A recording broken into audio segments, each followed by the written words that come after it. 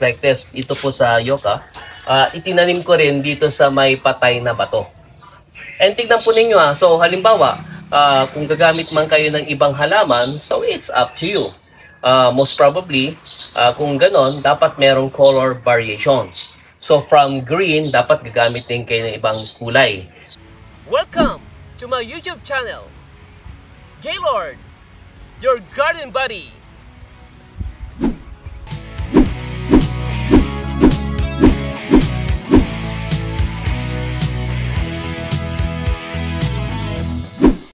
Hello mga ka-garden lovers. Samahan niyo po si Garden Buddy dito sa aking munting garden. Ayan.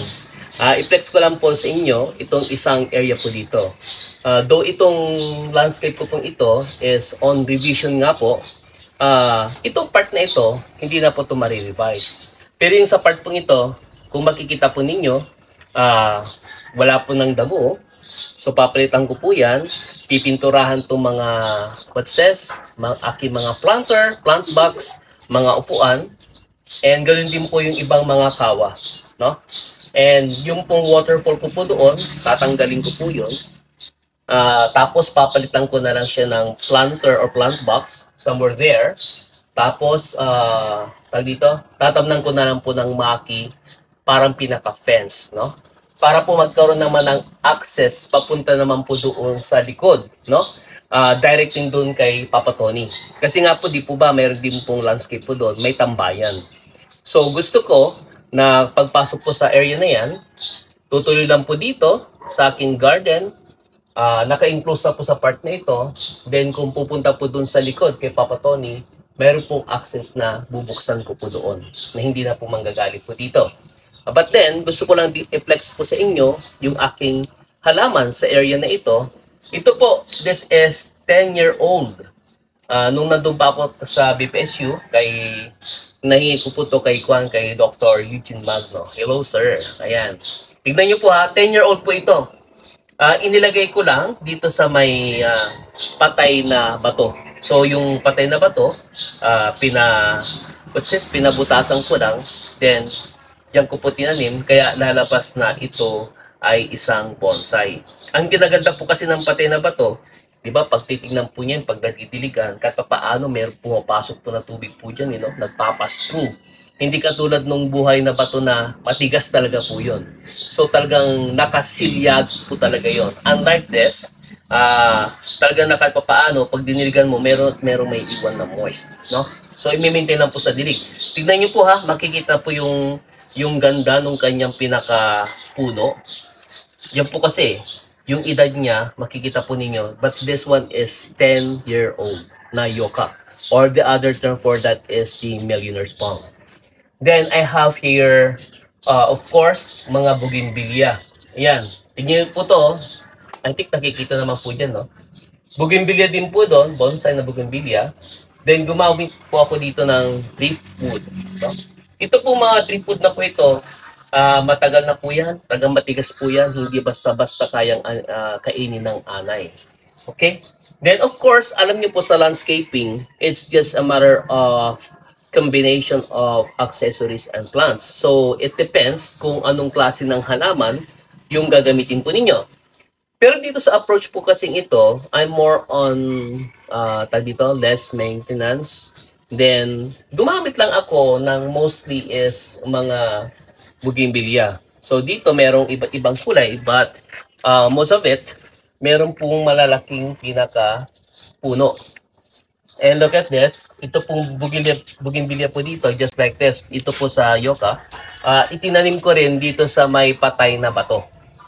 And tignan po ninyo so halimbawa, kung gagamit man kayo ng ibang halaman, so it's up to you. Most probably, kung ganon, dapat merong color variation.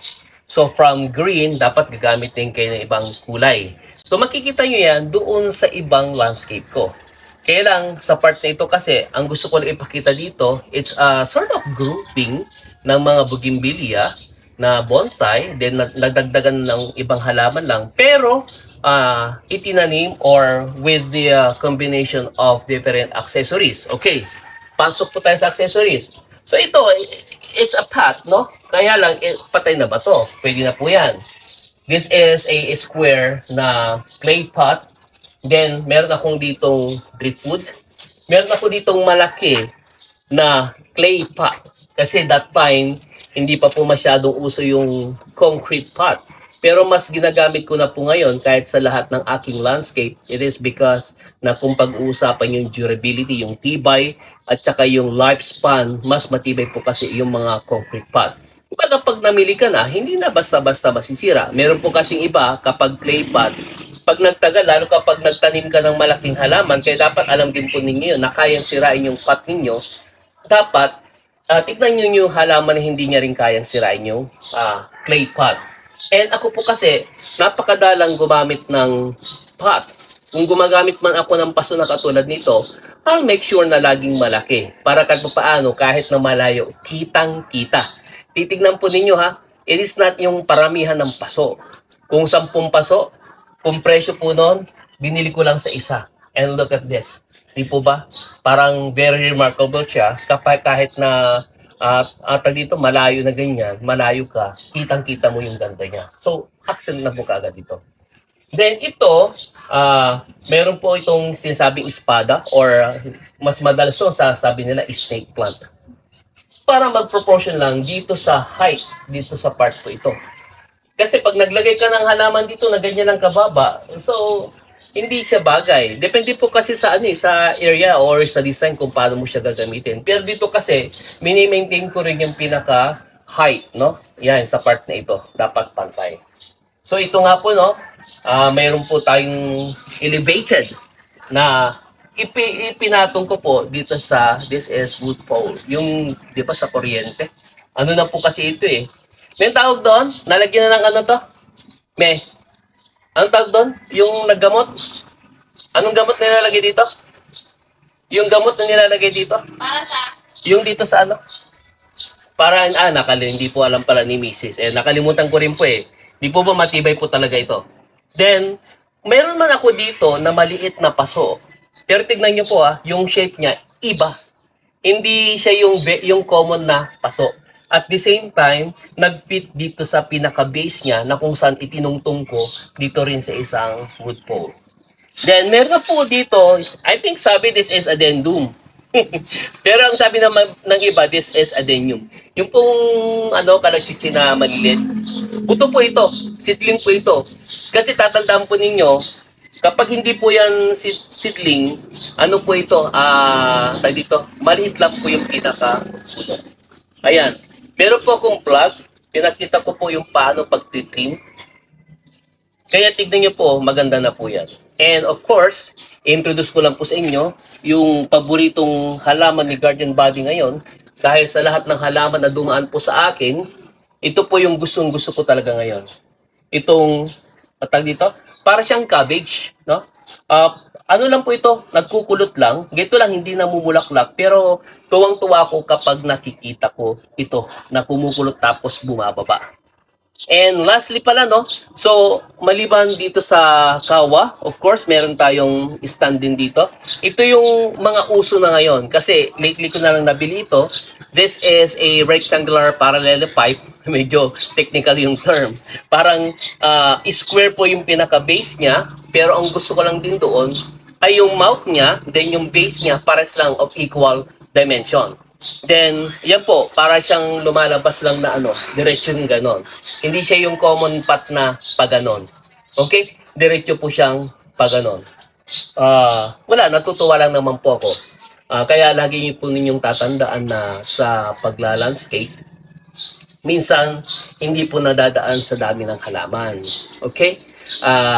Yung iba po kasi, syempre, kapag dinaan mo doon sa combination of accessories, tapos kahit napakadalang yung halaman, pero yung halaman ninyo naman kakaiba, which is hindi naman common, makikita din ninyo. Kaya nakadepende din po doon sa tumitingin ng halaman, ng isang garden, ng isang landscape. Kaya po yung mga anak ko, kapag nakakita po ng ibang garden, kasi nga po nasanin na lang din po sa akin, parang critic din ba? Hindi man sila mapangkutya, kaya lang may time lang na sasabihin nila, Daddy, parang may kulang yan. Hindi nakikita yung iba. So, nandun din titignan din nyo yung visibility, yung bang kapag sa part ka na yan, dapat, no? Yung lahat sila, yung atang dito, what's the term for that? Mapapansin ninyo yung identity ng bawat isa. So, sa mga hindi pa po nakapag-subscribe, marami pa akong i-upload ng mga tips regarding sa gardening and landscaping. Subscribe na rin po kayo sa aking YouTube channel. Ayan po. And Gaylord, your garden buddies. Bye-bye.